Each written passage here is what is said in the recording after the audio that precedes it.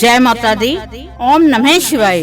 आज हम शिव पुराण के रुद्र संहिता के 13वें अध्याय का श्रवण कर रहे हैं। ब्रह्मा जी कहते हैं कि अब मैं पूजा की सर्वोत्तम विधि बता रहा हूँ, जो समस्त अभीष्ट तथा सुखों को सुलभ कराने वाली है। देवताओं तथा ऋषियों, तुम ध्यान देकर सुनो। उपासक को चाहिए कि वह ब्रह्म मुहूर्त में शयन से उठकर जगदम्बा पार्वती सहित भगवान शिव का स्मरण करे तथा हाथ जोड़ मस्तक झुकाकर भक्ति पूर्वक उनसे प्रार्थना करें। हे देवेश्वर, उठिए उठिए, मेरे हृदय मंदिर में शयन करने वाले देवता उठिए। उमाकांत उठिए और ब्राह्मण में सबका मंगल कीजिए। मैं धर्म को जानता हूँ, किंतु मेरी उसमें प्रवृत्ति नहीं होती। मैं अधर्म को जानता हूँ, परंतु मैं उनसे दूर नहीं हो पाता। महादेव, आप मेरे हृदय में स्थित होकर मुझे जैसी प्रेरणा देते हैं वैसा ही मैं करता हूँ। इस प्रकार भक्ति पूर्वक कहकर और गुरुदेव की चरण पादुकाओं का स्मरण करके गांव से बाहर दक्षिण दिशा में मल मूत्र का त्याग करने के लिए जाएं। मल त्याग करने के बाद मिट्टी और जल से धोने के द्वारा शरीर की शुद्धि करके दोनों हाथों और पैरों को धोकर दातुन करें। सूर्य उदय होने से पहले ही दातुन करके मुंह को 16 बार जल की अंजलियों से धोएं। देवताओं तथा ऋषियों षष्ठी, प्रतिपदा, अमावस्या और नवमी तिथियों तथा रविवार के दिन शिव भक्त को यत्न पूर्वक दातुन को त्याग देना चाहिए। अवकाश के अनुसार नदी आदि में जाकर अथवा घर ही भली भांति स्नान करें। मनुष्य को देश और काल के विरुद्ध स्नान नहीं करना चाहिए। रविवार, श्राद्ध, संक्रांति, ग्रहण, महादान, तीर्थ, उपवास दिवस अथवा अशौच प्राप्त होने पर मनुष्य गर्म जल से स्नान न करे। शिव भक्त मनुष्य तीर्थ आदि में प्रवाह के सम्मुख होकर स्नान करे।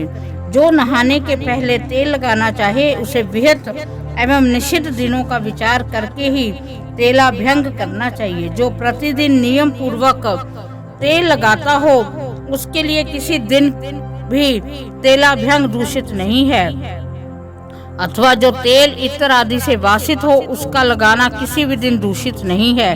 सरसों का तेल ग्रहण को छोड़कर दूसरे किसी दिन भी दूषित नहीं होता।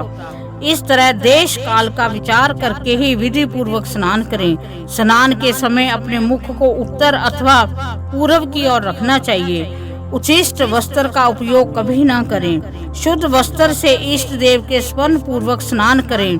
जिस वस्त्र को दूसरे ने धारण किया हो अथवा जो दूसरों के पहनने की वस्तु हो तथा जिसे स्वयं रात में धारण किया गया हो वह वस्त्र उचिष्ट कहलाता है। उससे तभी स्नान किया जा सकता है जब उसे धो लिया गया हो। स्नान के पश्चात देवताओं, ऋषि और पितरों की तृप्ति करने देने वाला स्नान नाग तर्पण करना चाहिए। उसके बाद धुला हुआ वस्त्र पहने आचमन करें। द्विजोत्तमों, फिर गोबर आदि से लीप पोत कर स्वच्छ किए हुए शुद्ध स्थान में जाकर वहां सुंदर आसन की व्यवस्था करें। वह आसन विशुद्ध काष्ठ का बना हुआ, पूरा फैला हुआ तथा विचित्र होना चाहिए। ऐसा आसन संपूर्ण अभीष्ट तथा फलों को देने वाला है। उसके ऊपर बिछाने के लिए यथा योग्य मृग चर्म आदि ग्रहण करें। शुद्ध बुद्धि वाला पुरुष उस आसन पर बैठकर भस्म से त्रिपुंड लगाए। त्रिपुंड से जप, तप और तथा दान सफल होता है। भस्म के अभाव में त्रिपुंड का साधन जल आदि बताया गया है। इस तरह त्रिपुंड करके मनुष्य रुद्राक्ष धारण करे और अपने नित्य कर्म का संपादन करके फिर शिव की आराधना करे। तत्पश्चात 3 बार मंत्र उच्चारण पूर्वक आचमन करे। फिर वहां शिव की पूजा के लिए अन्न और जल लाकर रखे। दूसरे कोई भी जो वस्तु आवश्यक हो उसे यथाशक्ति जुटाकर अपने पास रखे। इस प्रकार पूजन सामग्री का संग्रह करके वहां धैर्य पूर्वक स्थिर भाव में बैठे। फिर जल, गंध और अक्षत से युक्त एक अर्घ्य पात्र लेकर उसे दाहिने भाग में रखे। उससे उपचार की सिद्धि होती है। फिर गुरु का स्मरण करके उनकी आज्ञा लेकर विधिवत संकल्प करके अपनी कामना को अलग न रखते हुए प्राभक्ति से सपरिवार शिव का पूजन करें। एक मुद्रा दिखाकर सिंदूर आदि उपचारों द्वारा सिद्धि बुद्धि सहित विघ्नहारी गणेश जी का पूजन करें। लक्ष्य और लाभ से युक्त गणेश जी का पूजन करके उनके नाम के आदि से प्रणव तथा अंत में नमः छोड़कर नाम के साथ चतुर्थी विभक्ति का प्रयोग करते हुए नमस्कार करें। ओम गणपते नमः अथवा ओम लक्ष्य लाभ युताए सिद्धि बुद्धि सहताए गणपते नमः। फिर उनसे क्षमा प्रार्थना करके पुण्य भाई कार्तिकेय सहित गणेश जी का प्राभक्ति से पूजन करके उन्हें बारंबार नमस्कार करें।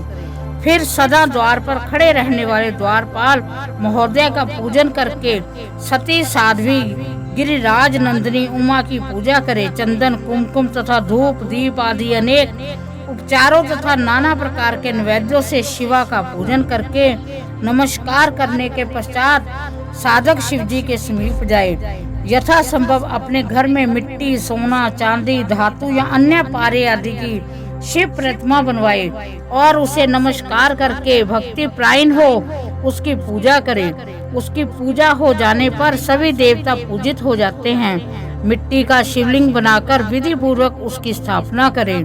अपने घर में रहने वाले लोगों को स्थापना संबंधी सभी नियमों का सर्वथा पालन करना चाहिए। भूत शुद्धि एवं मात्र का न्यास करके प्राण प्रतिष्ठा करें। शिवालय में दिक्पालों को भी स्थापना करके उनकी पूजा करें। घर में सदा मूल मंत्र का प्रयोग करके शिव जी की पूजा करनी चाहिए। वहाँ द्वारपालों के पूजन का सर्वथा नियम नहीं है। भगवान शिव के समीप ही अपने लिए आसन की व्यवस्था करें। उस समय उत्तराभिमुख बैठकर फिर आचमन करें। उसके बाद दोनों हाथ जोड़कर तब प्राणायाम करें। प्राणायाम काल में मनुष्य को मूल मंत्र की 10 आवृत्तियां करनी चाहिए। हाथों में 5 मुद्राएं दिखाएं। यह पूजा का आवश्यक अंग है। इन मुद्राओं का प्रदर्शन करके ही मनुष्य पूजा विधि का अनुसरण करें। फिर वहां दीप निवेदन करके गुरु को नमस्कार करें। पद्मासन या भद्रासन बांधकर बैठें अथवा उत्तानासन या प्रकासन का आश्रय लेकर सुख पूर्वक बैठें।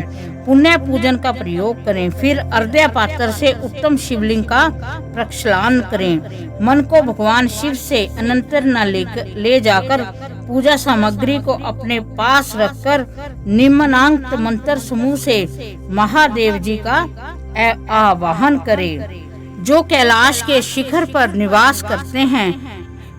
पार्वती देवी के पति हैं, समस्त देवताओं से उत्तम हैं, जिनके स्वरूप का शास्त्रों में यथावत वर्णन किया गया है, जो निर्गुण होते हुए भी गुण रूप हैं, जिनके 5 मुख 10 भुजाएं और प्रत्येक मुख मंडल में 3-3 नेत्र हैं, जिनकी ध्वजा पर वृषभ का चिन्ह अंकित है। अंग कांति कर्पूर के समान गौर हैं, जो दिव्य रूपधारी चंद्रमा रूपी मुकुट से सुशोभित तथा सिर पर जटा जूट धारण करने वाले हैं, जो हाथी की खाल पहनते हैं और व्याघ्र चर्म ओढ़ते हैं, जिनका स्वरूप शुभ है, जिनके अंगों में वासुकी आदि नाग लिपटे रहते हैं, जो पिनाक आदि आयुध धारण करते हैं, जिनकी आगे 8 सिद्धियां निरंतर नृत्य करती रहती हैं, भक्त समुदाय जय जयकार करते हुए जिनकी सेवा में लगे रहते हैं, दुस्सह तेज के कारण जिनकी ओर देखना भी कठिन है, जो देवताओं से सेवित तथा संपूर्ण प्राणियों को शरण देने वाले हैं, जिनका मुखार बिंद प्रसन्नता से खिला हुआ है, वेदों और शास्त्रों ने जिनकी महिमा का यथावत गान किया है, विष्णु और ब्रह्मा भी सदा जिनकी स्तुति करते हैं, जो परमानंद स्वरूप हैं, उन भक्त वत्सल शंभु शिव का मैं आवाहन करता हूँ। इस प्रकार सांब शिव का ध्यान करके उनके लिए आसन दें। फिर चतुर्यंत पद से ही क्रमश सब कुछ अर्पित करें।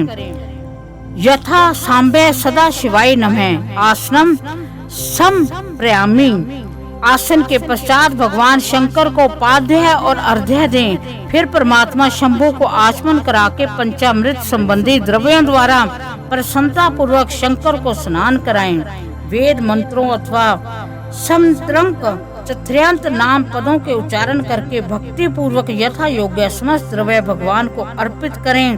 अभीष्ट द्रव्य को शंकर के ऊपर चढ़ाएं। फिर भगवान शिव का वारुण स्नान कराएं। स्नान के पश्चात उनके श्री अंगों में सुगंधित चंदन तथा अन्य द्रव्यों का यत्न पूर्वक लेप करें।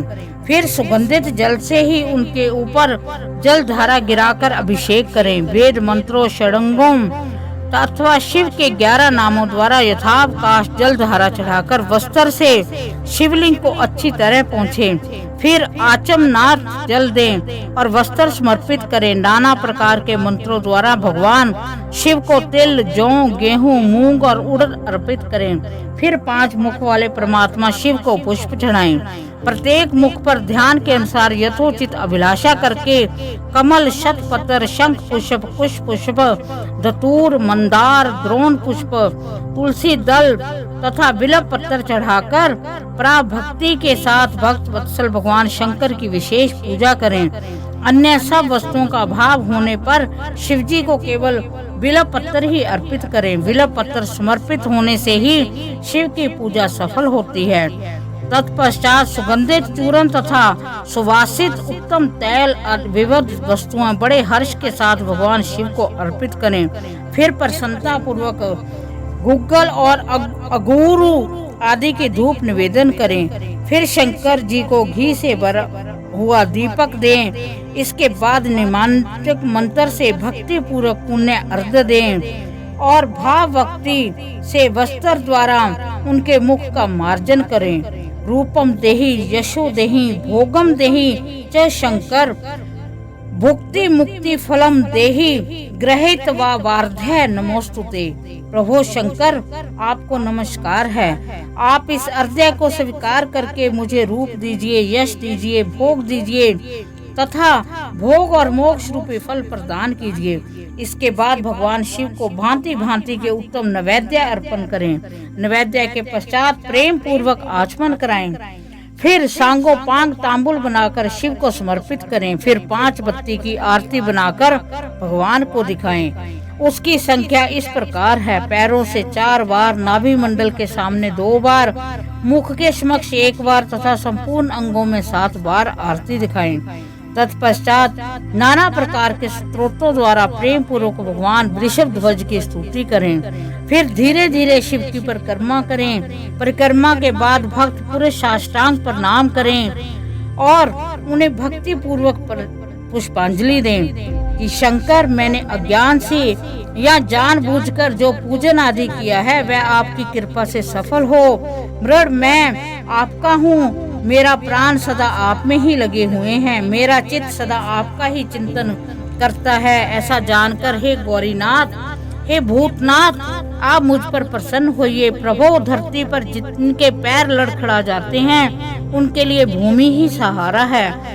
उसी प्रकार जिन्होंने आपके प्रति अपराध किए हैं उनके लिए आप ही शरणदाता हैं। इत्यादि रूप से बहुत बहुत प्रार्थना करके उत्तम विधि से पुष्पांजलि अर्पित करने के पश्चात पुण्य भगवान को नमस्कार करें और फिर उनका इससे विसर्जन करें। हे देवेश्वर प्रभु, अब आप परिवार सहित अपने स्थान को पधारें। हे नाथ, जब पूजा का समय हो तब पुण्य आप यहाँ सादर पदार्पण करें। इस प्रकार भक्त वत्सल शंकर की बारंबार प्रार्थना करके उनका विसर्जन करके और उस जल को अपने हृदय में लगाएं तथा मस्तक पर लगाएं। ऋषियों, इस तरह मैंने शिव पूजन की सारी विधि बता दी है जो भोग और मोक्ष देने वाली है।